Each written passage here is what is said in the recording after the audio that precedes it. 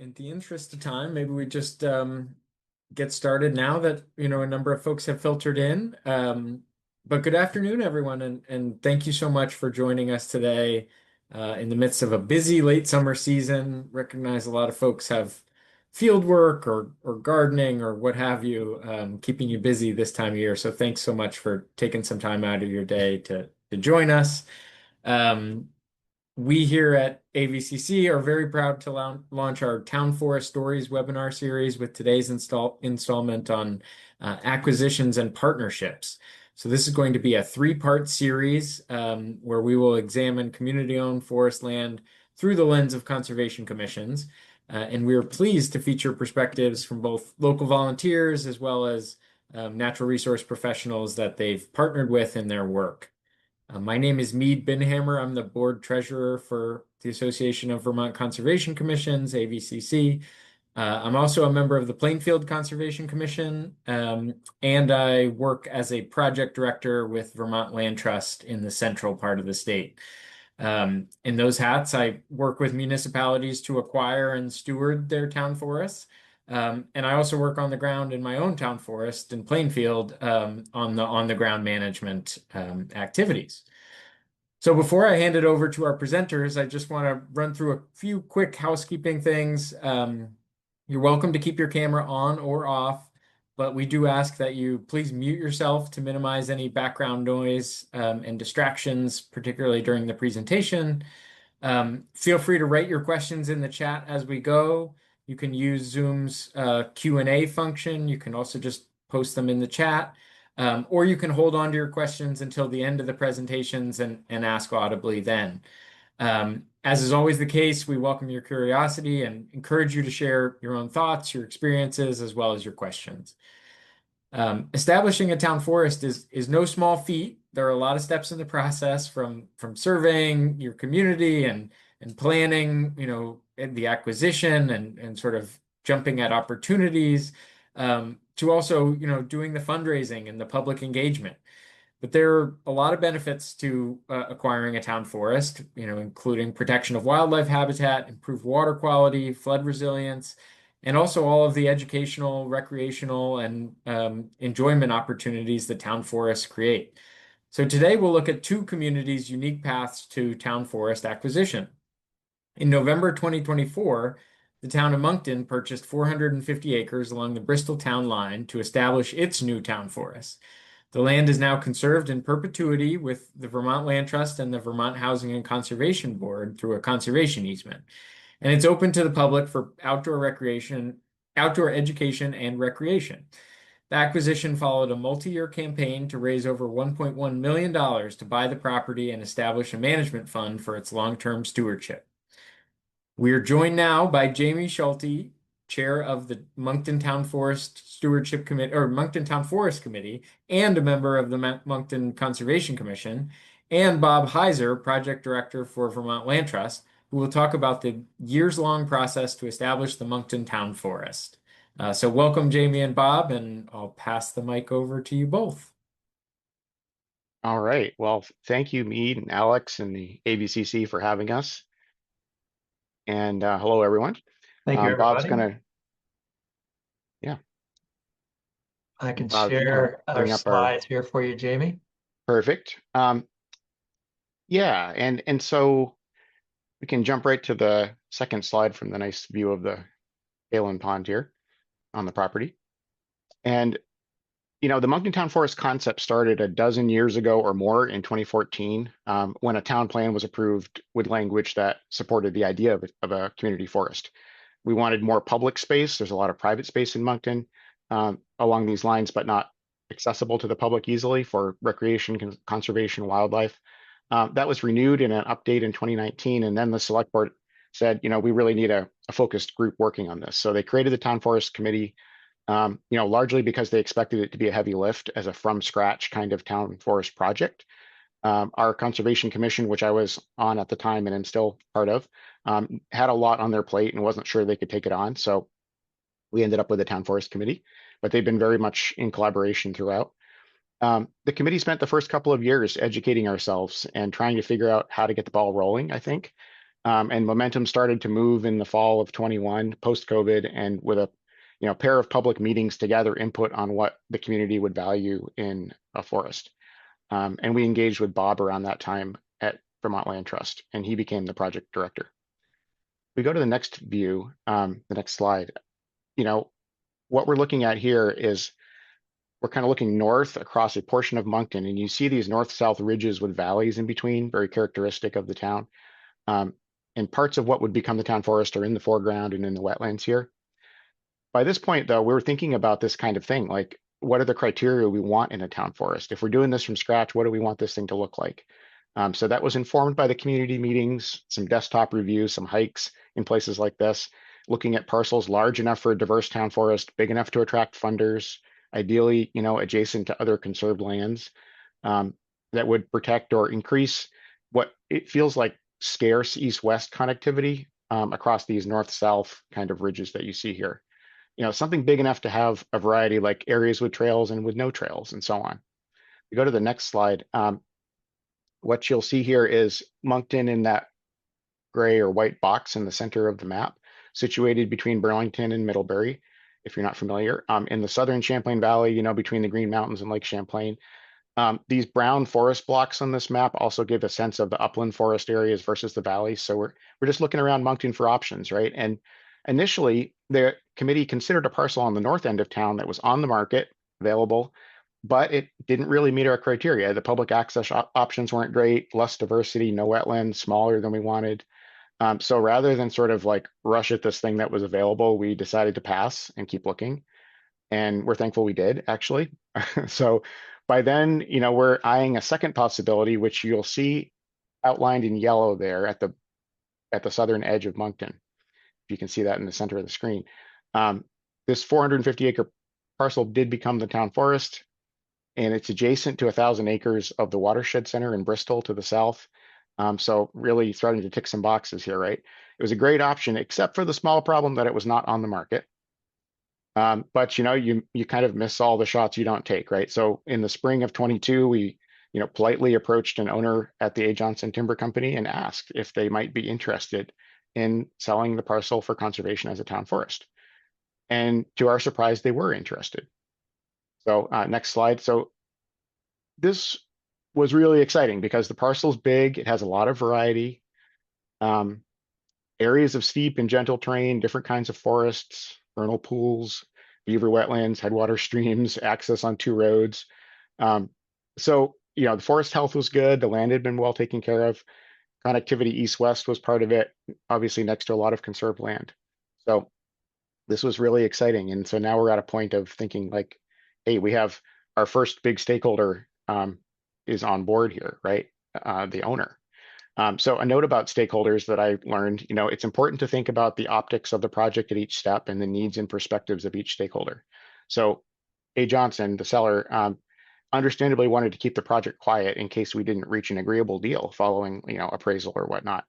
So we worked with them on that, and we discussed the specifics at that stage in, executive session, which you can do with contracts. And I think that was key. Regular communication with the select board, another big stakeholder, also important. They had been supportive in general, like with the town plan language about a town forest, but you want to make sure there's no surprises, especially about money with select boards, right? And you need their awareness and backing at key moments. So the timing of when to pull in stakeholders throughout is something the project director can help you with along the way. But we got to an option to purchase this property at the beginning of 23, and that gave us 18 months to raise funds and complete the purchase. So now we're at a point where it's like high time to engage the public, right? And talk to them about this place. So next slide, please. And I'll leave this one up while I kind of, you can get a sense of what we did around community engagement broadly, but I'll talk about how we assessed and built like community support and secured the town portion of the funding. In the lower center there is when we first started speaking at town meeting in March of 23 about the project and kind of like talking to the town directly, which was a big moment. And Bob will talk more about the funding of these projects, but nearly a quarter of the budget would need to come from local funds and private donations.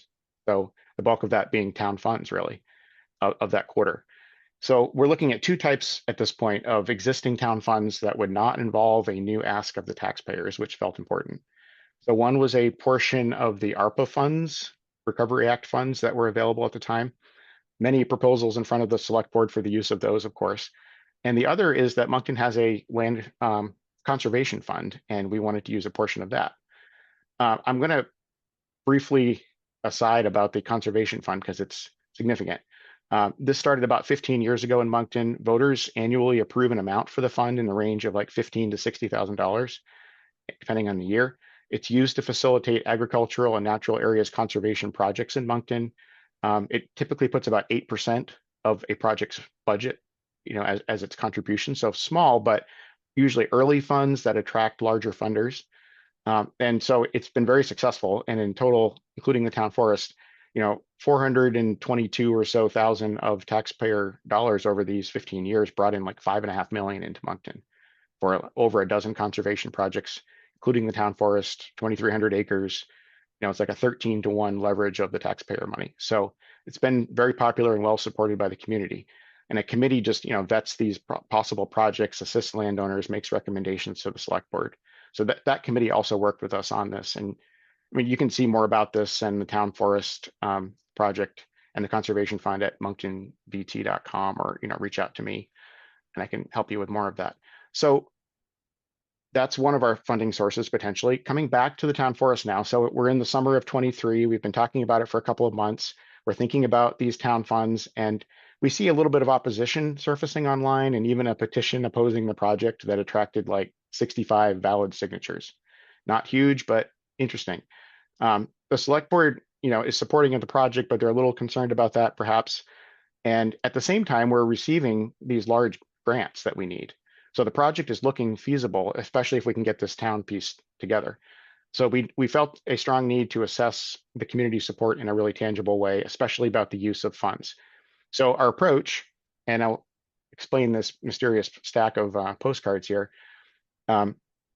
We sent a prepaid postcard to all like 1,850 or so registered voters with some info, and we asked a particular question. We said, do you support the town acquisition of these 450 acres from the A. Johnson Company to create a Monkton Town Forest, 150K of ARPA funds, 45 or so of conservation funds, and other grants? Yes, no, unsure, right?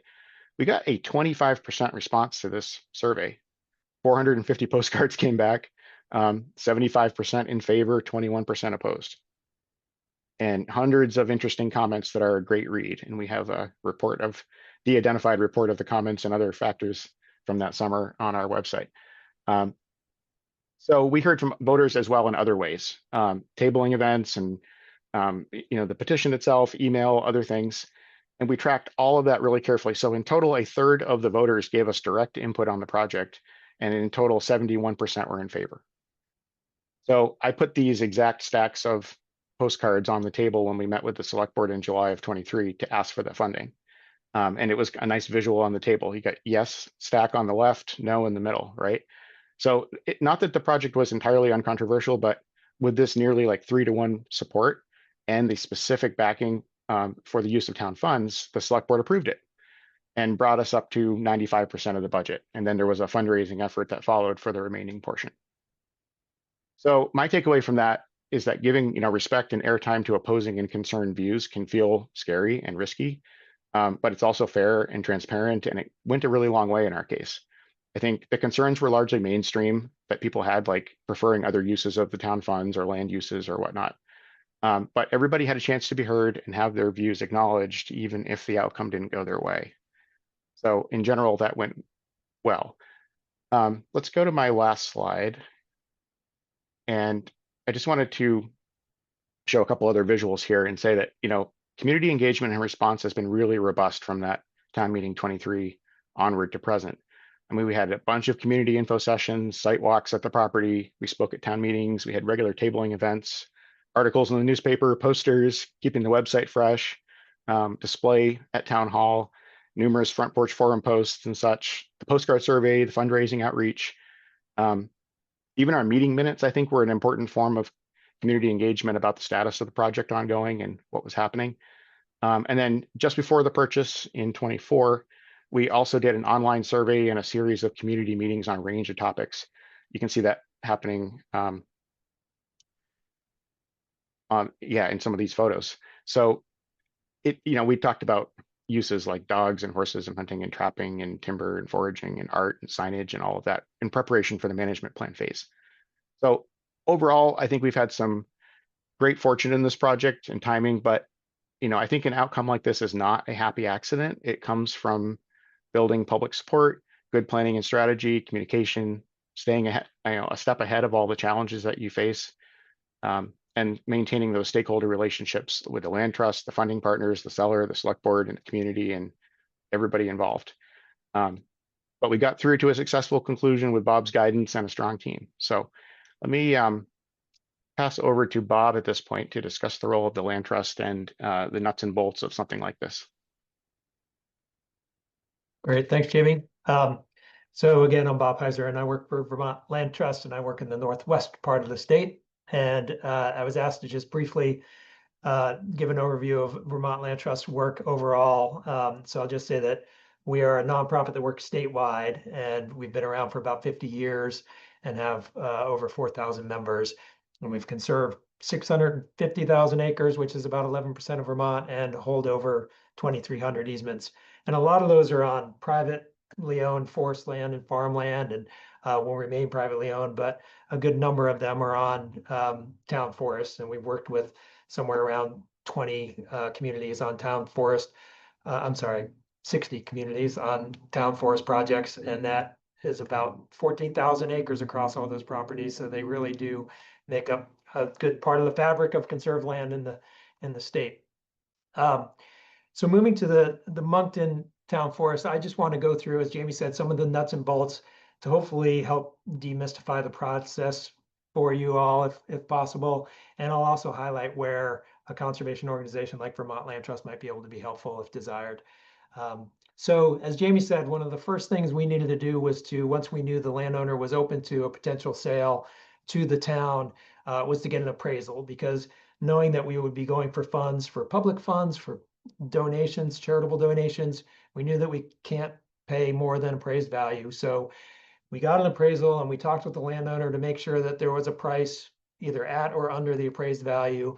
And luckily there was, that worked for everybody.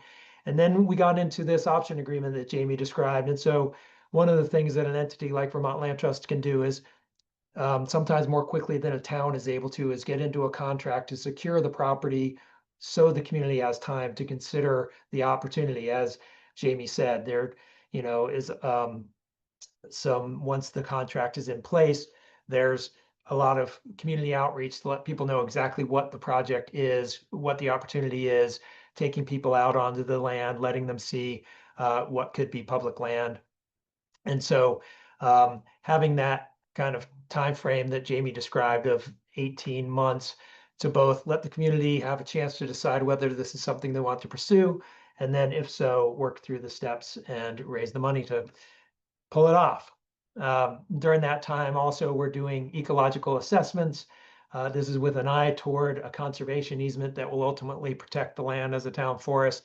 Here we are checking out a very large vernal pool on the backside of the Monkton Town Forest. And what we're looking to do is identify any really important or sensitive areas on the property that might need more protections in a conservation easement that will ultimately protect the land. At the same time, we're working on legal work. So that's another thing that an entity like Vermont Land Trust can offer as assistance to the town, is work on the legal front. And one of the first things we do is hire an attorney to do a search of the title to make sure that there's a clean title and that the town will be acquiring. And it's not uncommon for there to be an issue of a boundary line or a right of way or an unclear deed or private road or something like that.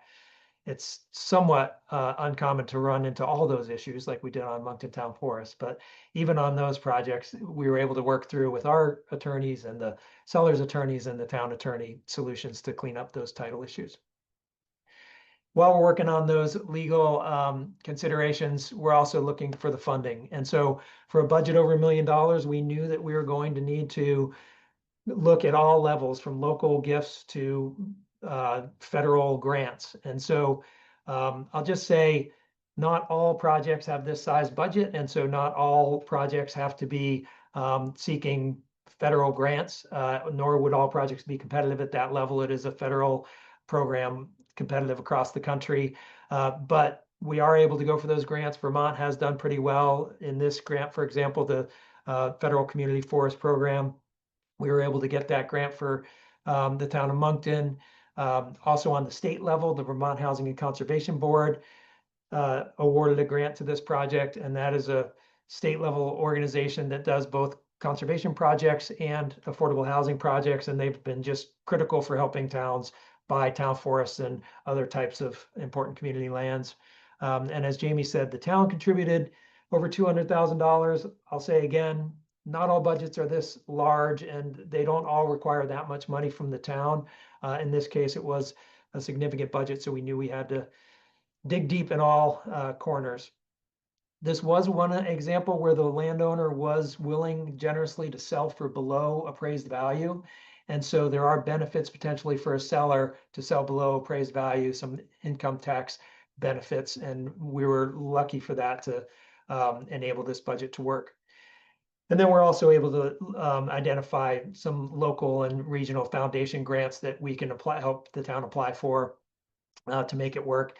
And in some cases, there's a need and a possibility for a local fundraising campaign. And we do have folks here at Vermont Land Trust who are very knowledgeable and skilled at running a local campaign. So we're able to offer some guidance and structure to that and materials, but it's a partnership with a local committee typically that knows the people in town and who might be willing and able to support a project like this and be excited to do it.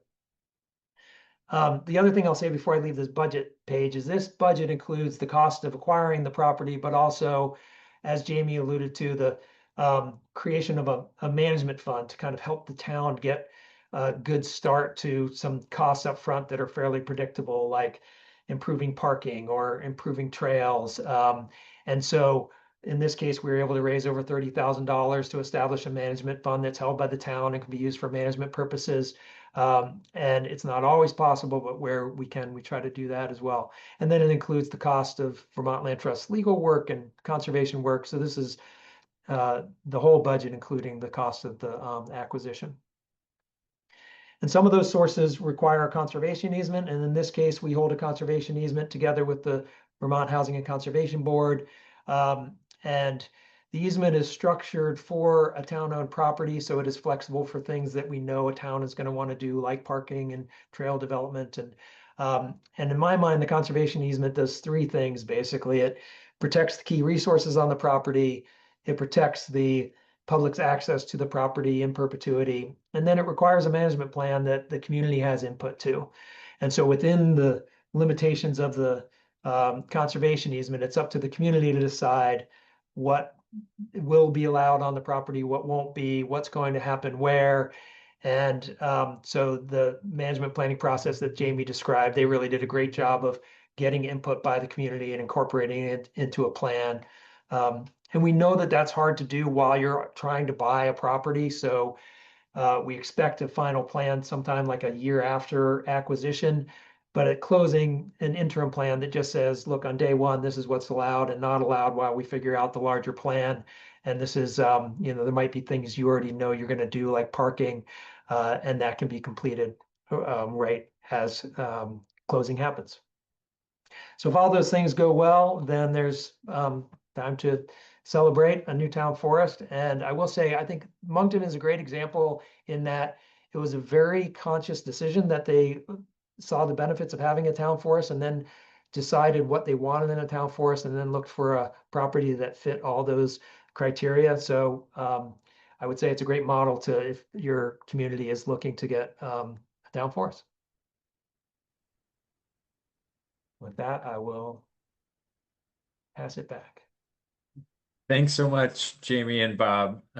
Really appreciate your story and sharing some of the insights from the acquisition of the Monkton Town Forest. Before we move to the next segment of our presentation, I wanted to ask you about, maybe one significant challenge or one obstacle that that sort of has had you losing sleep at night, or really threw a wrench in your plans in this acquisition. feel like I should let you answer that, Bob. Well, I'm torn on which to to Yes, which there's to so talk many about, choices. but you raised one where I think during that period where we had the contract with the sellers and there was this reaching out to the community to see, does the community want to proceed with this? There Hmm. was that, what I think is somewhat typical in a community where there were some people that were in favor of it and some people who weren't, and it was hard to tell um, kind of, are these the people who are speaking loudest, or is it representative of the whole community? And I will just say Right. the process that Jaime described of not being afraid to ask the question directly and to put it out to as many people as possible, to make sure you're reflecting the desires of the whole community. I think that was very admirable, and it did go a long way, as Jaime said. Yeah, the voices that are not happy about something will be louder than the ones that are in support. So you really want to find a clean way to tally them that everybody can recognize. That's great. Well, thank you so much for sharing. Really appreciate it. And folks who have burning questions or developing questions, there will be some time to ask Bob and Jaime questions at the end of our second presentation. So we'll highlight you back in about 20 minutes. And now I want to introduce the second presentation in our acquisition webinar here as part of the Town Forest webinar series. So earlier this year, voters in the town of Hardwick approved a $25,000 contribution towards the purchase of a 329-acre addition to the existing Buffalo Mountain Town Forest. This project was managed by the Trust for Public Land in partnership with the Hardwick Conservation Commission, as well as the Northern Rivers Land Trust. And the project has also secured financial commitments for acquisition from the Vermont Housing and Conservation Board, the Vermont chapter of the Nature Conservancy, and several family foundations. The new town forest will be subject to a conservation easement, which will protect wildlife habitat, public access, water quality, and cultural resources on the land in perpetuity. Hannah Redmon, Land Protection Project Manager for the Trust for Public Land, and Rachel Kane and Joe Nudell, members of the Hardwick Conservation Commission, are here to discuss this ongoing work. And so I'll pass it off to you three to present. Thank you so much for joining us. Thank you, Mead. Can everyone see my screen okay? Yes, okay, great. Yeah, so like Mead was saying, we are here to talk about an ongoing town forest that Trust for Public Land, Northern Rivers Land Trust, and the town of Hardwick are working on together in Hardwick. We have been working on this project for a little over a year now, and we'll talk more about the timeline. So I'll sort of give us a little bit of an intro on who is working on this project. Joe will talk about the property itself, about Buffalo Mountain, and then Rachel will take us into the process, how we got to where we are. And then Joe will jump back in and talk about our next steps moving forward. There we go. So similar to Vermont Land Trust, as Bob was just talking about, Trust for Public Land is the land trust partner working on the project management part of the Buffalo Mountain Town Forest. Unlike Vermont Land Trust, we are not the long-term easement holder moving forward. So Trust for Public Land, we're a national nonprofit working across the country, and our Vermont team is focused in particular on large forest landscapes and community forests, but we don't hold easements or own land long term, unlike Vermont Land Trust or some of the more local or regional land trusts that you may be familiar with. Instead, we're focused just on the transaction portion of the process. So negotiating with the landowners, leading on fundraising, supporting community planning, leading the due diligence efforts. So in this case, a few years ago, Trust for Public Land was working in the town of Wolcott with the Northern Rivers Land Trust and the town of Wolcott and VHCB to create a town forest there. And just last fall, the new Wolcott Community Forest was created, and there were some trustees, some board members of Northern Rivers Land Trust who live in Hardwick who thought this is going great, and it would be wonderful to also have a town forest in Hardwick and to just continue this partnership one town over. And so we just basically are rinsing and repeating one town over. And of course, you drive 5 minutes and it's a total, all different people, totally different landscape. So it's a different property with a lot of really incredible benefits. And Joe will get into what makes Buffalo Mountain so special. And it's also a different set of challenges. So it's been really interesting to see the things that are now sort of old hat for Northern Rivers and the things that are also surprising people who just spent the past few years working on what sort of on paper is a very similar town forest process. So the plan is that once the property is acquired, the town of Hardwick will own the land and they'll manage all the recreation uses, future timber harvest, sugaring leases, and the management planning process, which is currently underway, will help determine what are the priorities for how the land is managed within the constraints of the conservation easement. Northern Rivers Land Trust and Vermont Housing and Conservation Board will co-hold the conservation easement on the property. Northern Rivers Land Trust is also supporting community planning, basically staffing the steering committee along with Trust for Public Land. And moving forward, year after year, Northern Rivers will monitor that conservation easement. And VHCB is the main funder of the property and also co-holding that easement with Northern Rivers. I know that at this point everyone's heard something about town forest and is familiar, but generally, I think most of us say that what makes a town forest or a community forest different from other kinds of conserved land is that there's community ownership, there's community participation and management, and the benefits from the land flow to the community. So that's really what distinguishes a town forest from private conserved land or state land or federal land, and what makes it so interesting to be a part of, and also so important to communities year after year. And different town or community forests often wind up with different uses, sort of depending on the property itself, the makeup of the town, or just what the trends are in a given year or decade. I was just hearing yesterday that apparently Bennington County, I don't know if anyone lives down there, but apparently silvipasture or silviculture is like all the rage. So everything that Fish and Wildlife is hearing about down there is about putting fruit trees in meadows, and just a different discussion than maybe the rest of the state. So each town forest has a little bit of a different flavor depending on what people's priorities are. And Bob already spoke to this, but every conservation easement, as many of you are very well aware, is different. Every conservation easement has the parameters that are required by the funders or by the land trust holding the easement, but also every conservation easement has to be developed to allow what needs to be allowed to meet the goals of the property, and to protect the specific conservation values of the property.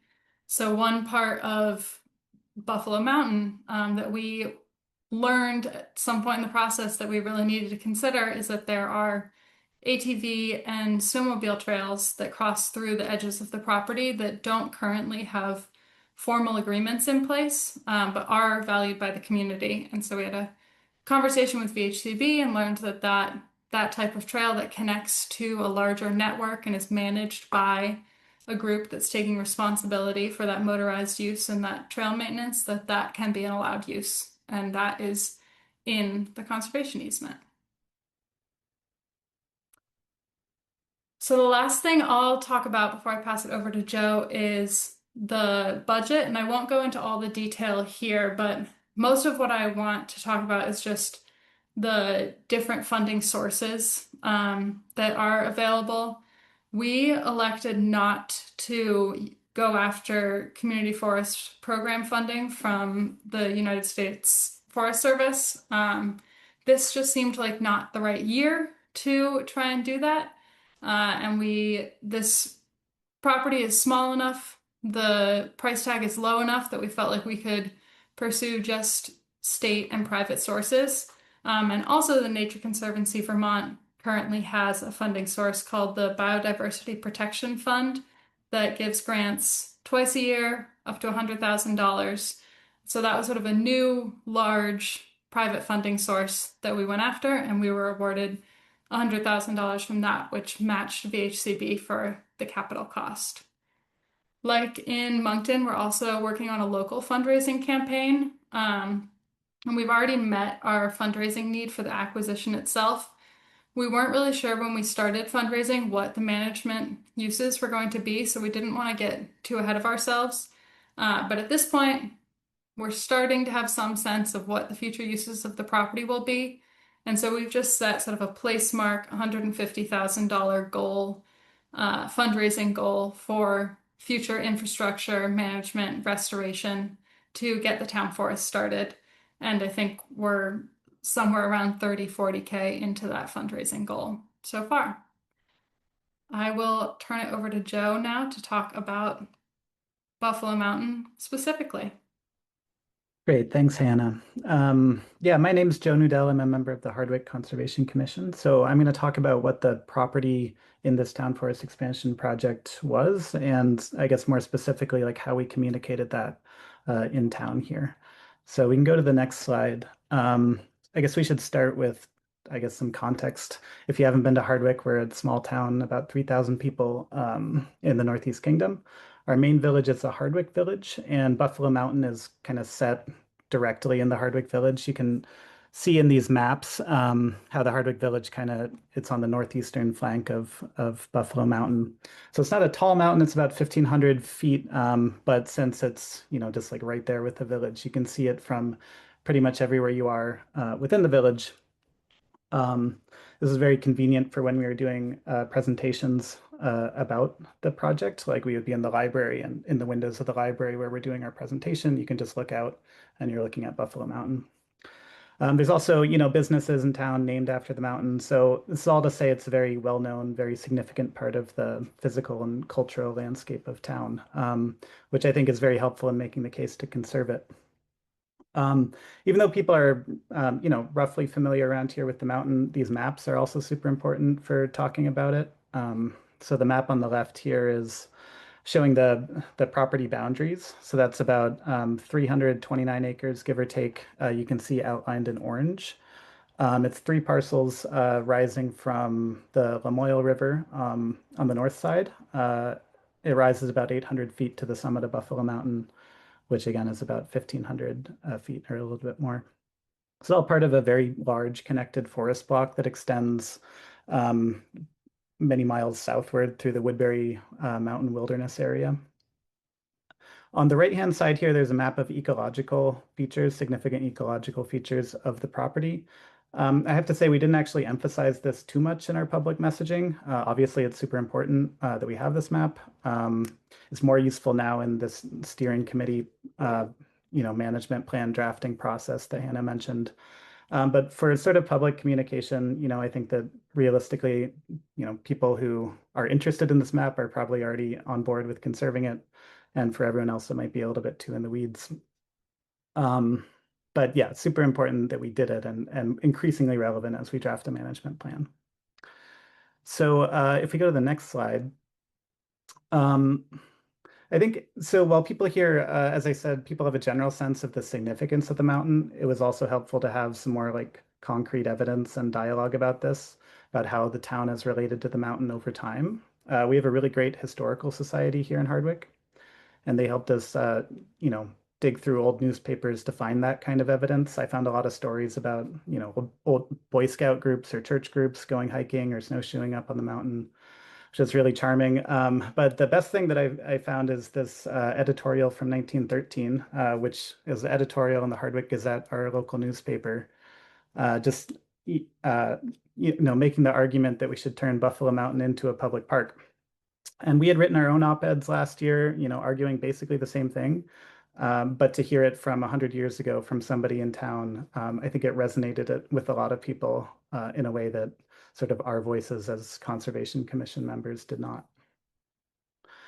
Another document that we cited in our presentations was this town planning document, the town recreation plan, which that was written in 2018, and it had some vague notions for what to do with Buffalo Mountain. At that point, since this is an expansion project, the Buffalo Mountain Town Forest was, initially about 70 acres. It's about a mile outside of the village on a class 4 road. There's not a lot of people that go up there.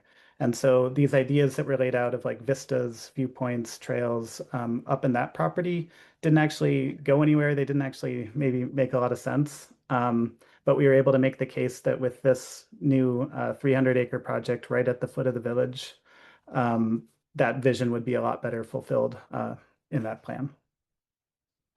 So on the next slide, I guess the core of the messaging about the project was really about the connectivity here. So whether that was from these historical documents or town plans or the maps, it's really showing like how integrated this property is in the town. It's in the village. It's close to the schools.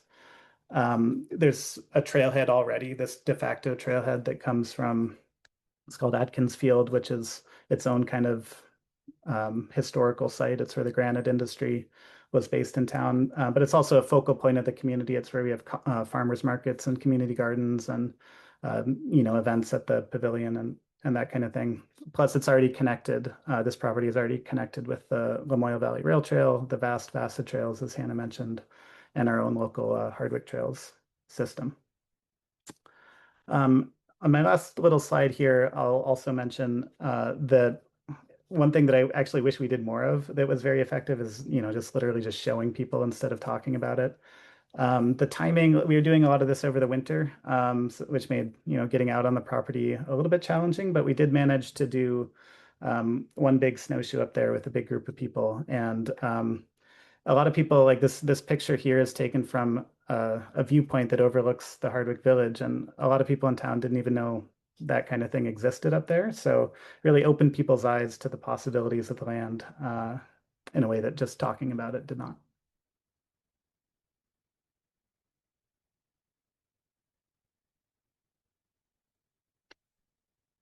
All right, so are we handing it as Yeah, I Rachel? think over to Rachel. Yeah. Okay, hi. Yeah, I'm Rachel Kane, the Hardwick Conservation Commission. I will say it's interesting to hear about the Monkton experience because we kind of came at it from the other end of things. Our project started because it was Buffalo Mountain and such an iconic feature in our town, and people love that mountain. So we didn't start out with discussions about let's have a town forest in Hardwick. It was really about preserving Buffalo Mountain. Our project only started in 2025 in June when we learned that the land was on the open market. Because we and the Conservation Commission had already had a couple of meetings, or maybe it was just one, with Northern Rivers Land Trust, who had told us a little bit about the Woolkit Town Forest and mentioned Trust for Public Land and gave us an inkling that, their resources might be there if we wanted to get into a town forest or conserving land. So within a week after learning that the land was listed up for sale, we had a meeting with Northern Rivers Land Trust and the Trust for Public Land with the landowner to start those initial discussions. Then we had a special meeting of our Conservation Commission very fast to discuss this, to learn about this, the possibility here, to get the information and to see whether we would recommend this purchase or this project to our select board. We were assured, to my amazement anyway, that so much funding could be available for a project like this. So we were, we tried to learn things very, very fast. And we did a presentation to our select board. We also told them that there might be, that we encourage them to learn about it and hopefully support this very quickly. First, because the land was up for sale. Secondly, because we understood that the big grant deadlines would be coming in September. And our select board takes a meeting off in July, so we kind of pushed them a little bit. We sent them information. We met with them a few times. Well, in July, they said, yes, if this comes together, we will accept ownership of the land. And that was that first really critical point. At that point, Trust for Public Land and Northern Rivers could begin to explore, do the other diligence and grant exploration that was needed.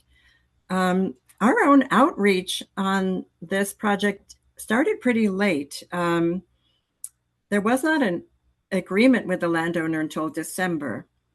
And we weren't sure if we should do presentations at that time or what we should do. Things were still up in the air. So we did quiet outreach. We reached out to organizations. We had meetings and sent information to organizations. Joe made a great database, a spreadsheet, I should say. The Historical Society, who's going to talk to the school, who's going to talk to Green Mountain Tech, who's going to talk to the bike shop, to get the word around that way, and also to begin to generate letters of support at some point. So once that agreement was in place, which was the option agreement, it was nearly January. So at that point, we did public presentations.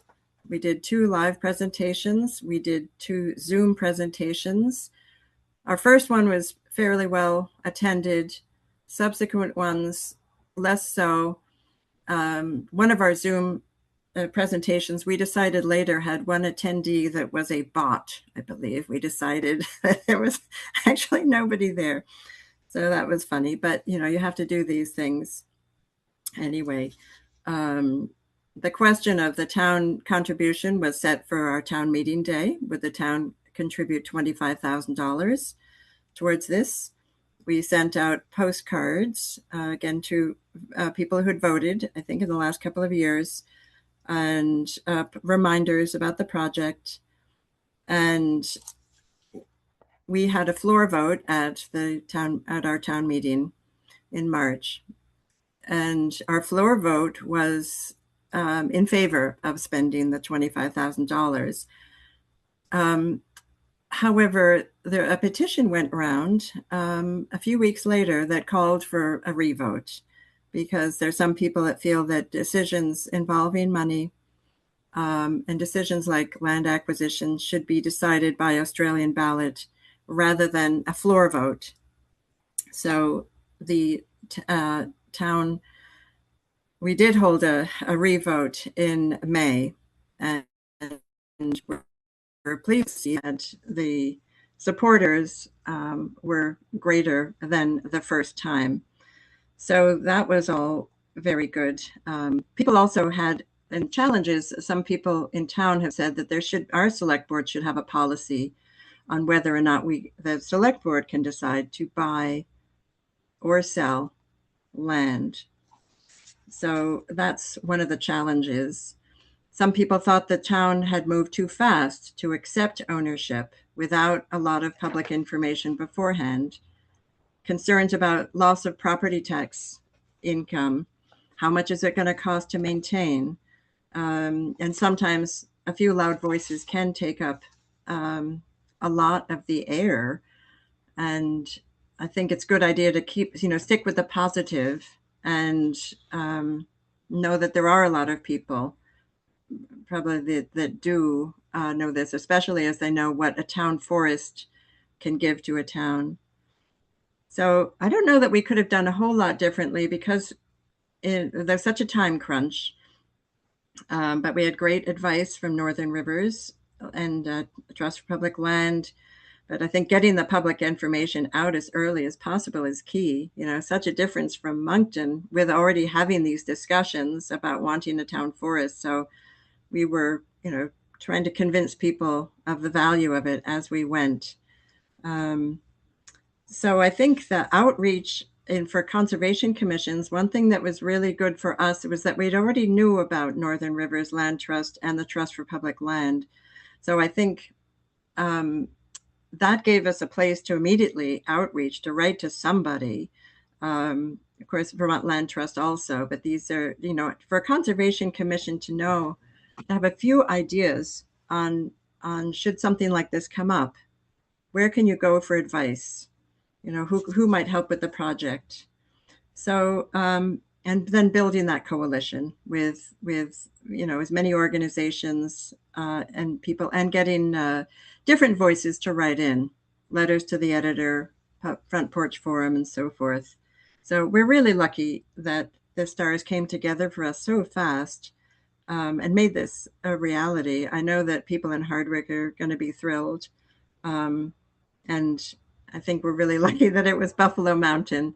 It's so iconic. If it was a random piece of land out somewhere else, it might have been quite different. But, and I will leave that.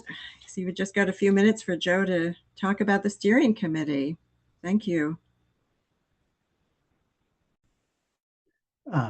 Hannah, did you want to go over the specific select board vote? We skipped a slide, but we can just go into Up to you. Yeah, maybe in the interest of time, we'll just go forward. So yeah, the ongoing work that we're doing now this summer. So starting in April, the select board formed a steering committee to help figure out what the management of this forest should look like. So this is a group of 17 town residents and taxpayers appointed by the select board, charged with drafting a management plan for the property. The largest thing we've done so far is a big community survey to assess interest in different uses of the property. We're going through the results of that survey now. We just scheduled an event, I think next week at the farmers market, where we're going to present this to the community and get more feedback on that. At the same time, kind of in parallel, we're scheduling meetings with experts, foresters, trail builders, and so on, to inform other aspects of that management plan. Which I guess we have to wrap up rather quickly in the coming months. I think that's us. And so I'll pass it back to Mead and Alex, but we're all here for any questions. Thank you so much, Hannah, Joe, and Rachel. What a great presentation, and what a special place Buffalo Mountain is for the town of Hardwick. So thanks so much for sharing your story. I think now, if folks have questions that they haven't put in the chat, or would like to raise a hand for to ask a question, please do so. We did receive a few questions in the chat, and I'm going to ask sort of all of the panelists to weigh in on these questions. And maybe, Joe and Jaime, both of you could speak to this first one, which was really about sort of forest management. And I imagine, Joe, through the management planning process, you're probably thinking about that and working with the county forester, and Jaime, maybe you've done the same. So how is the town forest managed going forward? Is there a committee? Is there periodic timber harvest or habitat improvement? What about like invasives management or trail maintenance or erosion control? What sort of considerations have you given to the ongoing management, and how much of that has come up through the management planning process that you both are engaged in?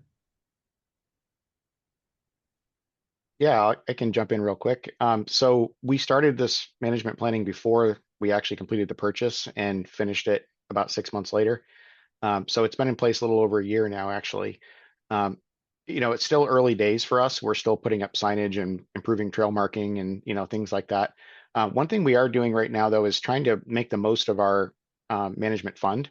So we just arranged with through the regional planning, a clean water service provider assessment, which is going to help us with future grant applications. So it looks at things like erosion on trails, and assesses all the forest roads, even the old ones we're not using anymore, and it will help us to apply for grants. So if there's a broad-based dip that needs to be put in, maybe we can get money for that and not use our management fund.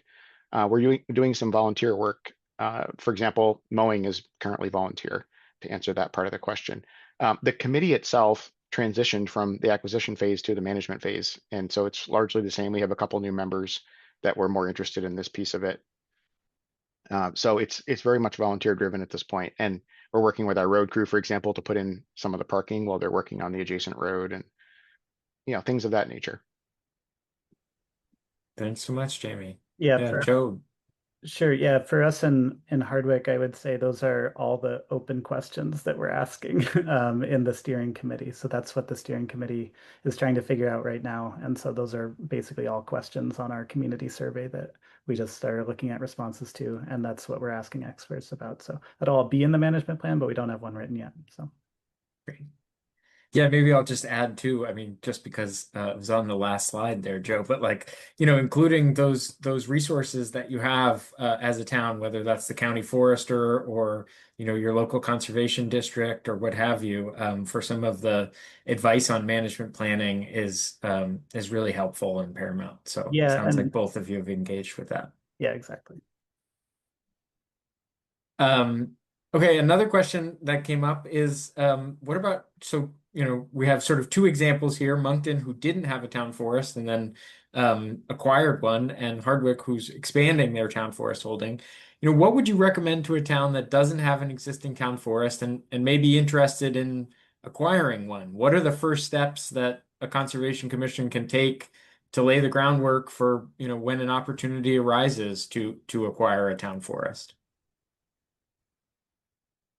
Yeah, I mean, I would just say, start by assessing it with, it could be talked about it as a priority or an interest topic at your town meeting, but really you want it in your management plan for the town. So the town plan, I should say. And if it's in the town plan, the voters have voted on that, then at least it's there as a goal or an aspiration in the future, right? So town plan is really the place to start. It gives something for the select board to think about when they're making choices.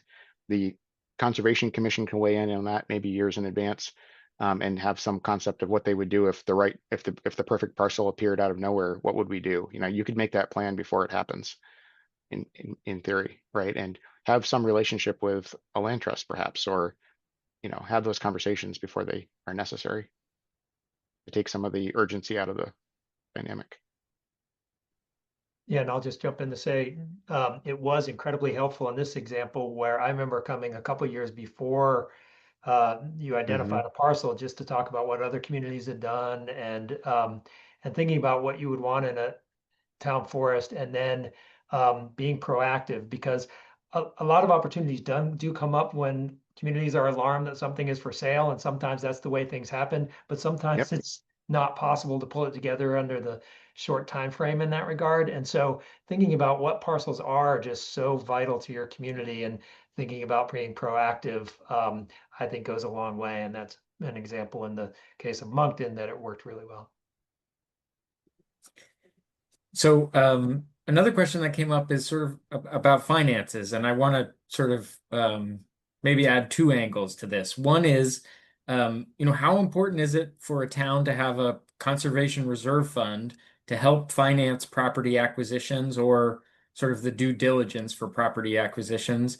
And then, what other funding paths exist that that might help a town acquire a town forest, and how do they access those, or how do they find out about those? Feel free. I can start. Please. Speaking to what other funding sources there are.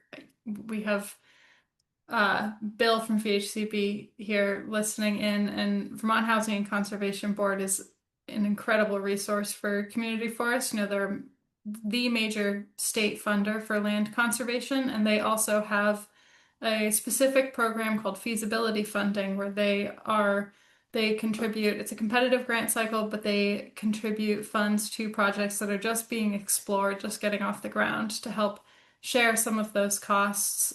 So if there's a project you're exploring and you want to do some due diligence, do some title research, some environmental work, they are able to help match some of those initial costs to get things going. I think having a conservation fund is an incredible asset for a town. We often hear that funders want to see some kind of local commitment and local investment in a project. And what investment isn't something you can nail down or put a dollar price on, but money is a very obvious way to show investment and to show that a town is prioritizing a project. So whether you're applying to VHCB, to federal funding, or just going to family foundations around the state, when the town has made a financial commitment to the project, that's a very clear signal that there is investment from the community in that project. And also, if a town is bringing money to the table, that sort of helps to signify that there probably will be long-term investment as well, because everyone has some skin in the game. Yeah, well said, Hannah.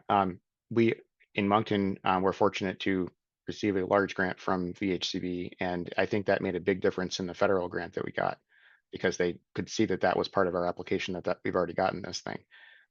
So that was big, and I think VHCB knows that Monkton has that fund for a number of years, and that was relatively certain to be part of the mix. And yeah, and our voters were used to that fund being used mostly for farmland conservation, actually, in Monkton for a dozen years or so before this came up.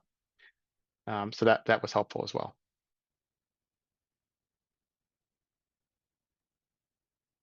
And then just a quick question for Hardwick, which is, so the Conservation Commission obviously worked on the acquisition project and then transferred to a larger group that's going to do the management. I wonder if you could talk to us a little bit about sort of the logic behind not having the CC be responsible for the stewardship, but instead creating this new Town Forest Stewardship Committee, or maybe I'm butchering the name, but this new entity to conduct the management. So for the you're talking about the steering committee instead of the Conservation Commission like writing the management plan. I think the main answer is that we just need to have more voices from across town. Like the Conservation Commission is one, it's a few people in town that kind of have similar, I would say, interests. But then there's like a lot of other land use ideas, like recreation ideas, like motorized or hiking, or other things that are going on that I think it's just really important to have representation from the entire community when drafting that document. Oh, that's great. That's great. Well, thanks so much. I don't see any more questions in the chat. So if folks do have a burning question, please raise your hand now or forever hold your peace. But I do want to thank all of you for joining us today. I will note that a recording of today's webinar will be posted to our YouTube channel early next week, and we'll also be adding these case studies to our archive of success stories on the AVCC website, which will hopefully inspire and inform future Conservation Commission members. And then I will just put in a plug that the second installment of our Town Forest series, which will be focused primarily on long-term stewardship. So some of the questions that we dove into at the end here will be more fully answered next Tuesday, the 25th, also at 4 p.m. Alex just posted the link in the chat. And please reach out to us at info@vermontconservation.org, vtconservation.org, if you have any questions, comments, or suggestions. And lastly, I just want to really appreciate all of our presenters today for sharing your stories. Contact information, case studies, more information is posted in the chat for folks to get a hold of. But we're so grateful to have you join us and share your story. And thank you so much for being here. Enjoy the rest of your week, and we hope to see you again next Tuesday.